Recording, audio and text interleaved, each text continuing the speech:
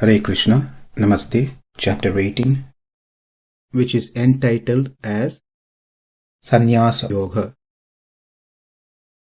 Sloka 27. Rāgī karma-phala-prepsur lubdho hiṁsātmako śuciḥ harṣa-śokānvitaḥ kartā rājasaḥ parikīrtitaḥ. Who is said to be a person in mode of rajoguna, mode of passion. Rāgī. Rāgī doesn't mean one type of millet like finger millet, foxtail millet, pearl millet, little millet, etc. Nor Rāgī means one who can sing in various ragas. Here Rāgī means one who's craving for fame, one who's very much attached to things like name, fame, prestige. Karma-phala-prepsur, one who desiring of attaining the fruits of the action, as it has been stated in the Shastras. This is exactly opposite to what we saw in the previous verse.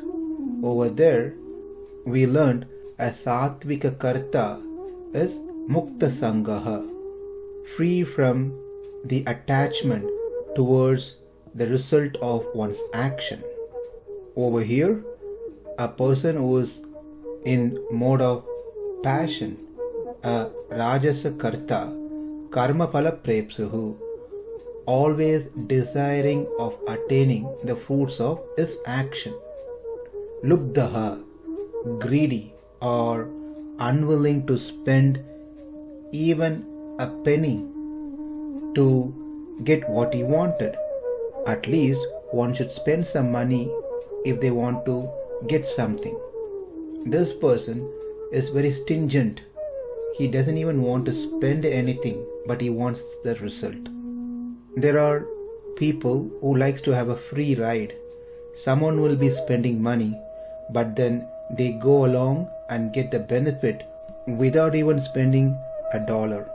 These people have that technique to get their work done without spending anything. They will not give anything out, but they will talk very nicely, but nothing comes out of their pocket. Lubdho, one who does not have the heart to disassociate, to part with the money, even to accomplish their own action. Then what to speak of them giving charity, donation for other causes? That will never happen. Hiṁsātmako, cruel in extracting work. One who gets his work done by putting stress on others.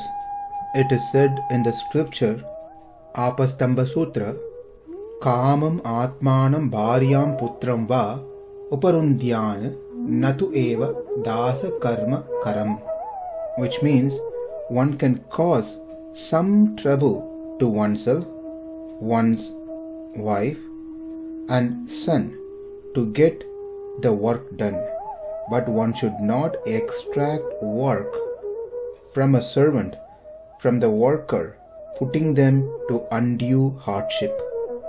But these people are so very skilled that they put strain on others to get their work done. Hiṁsātmako, asuciḥ, unclean, that is lacking the prerequisite to be clean for performing the karma as it is prescribed in the scripture. When one plans to perform the rituals that prescribed in the scripture, one should be clean.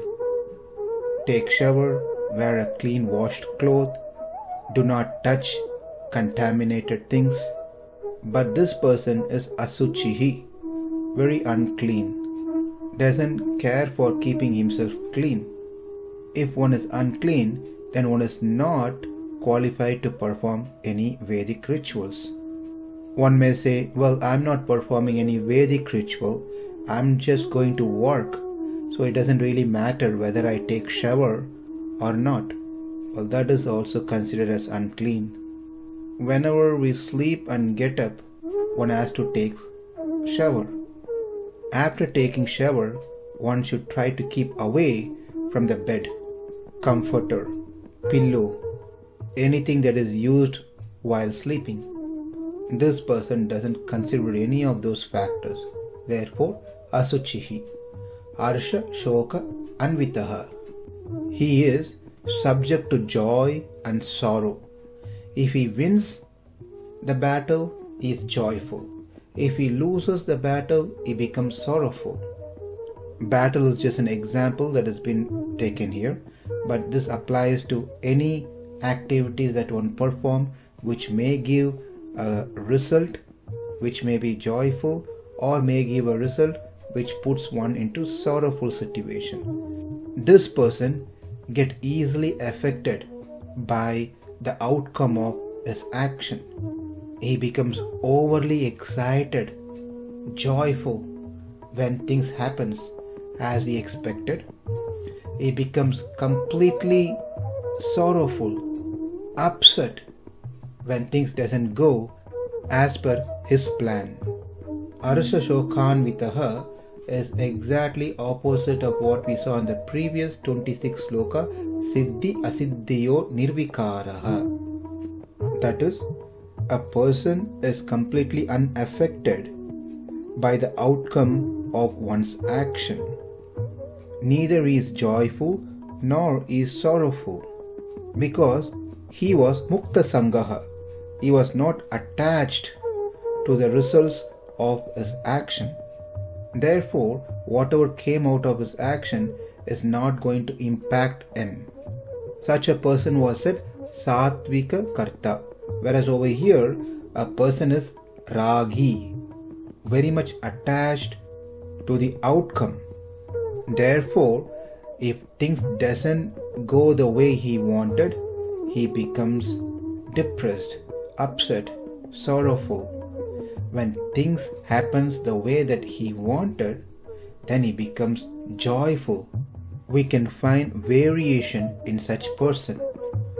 Whereas in the previous person, nirvikaraha, there is no variation, there is no changes based on the outcome of his action, as he was detached. Whereas here, this person is attached. Certainly, he is going to be affected by the outcome of his action. So, a kartā who hankers for fame is desirous of obtaining some rewards, is also unwilling to spend the money required to perform the karma, the action, the activity, who gets his work done through others by hurting them, who does not have the purity required to undertake the act, who is subject to joy and sorrow. Such a doer is said to be rājasaḥ.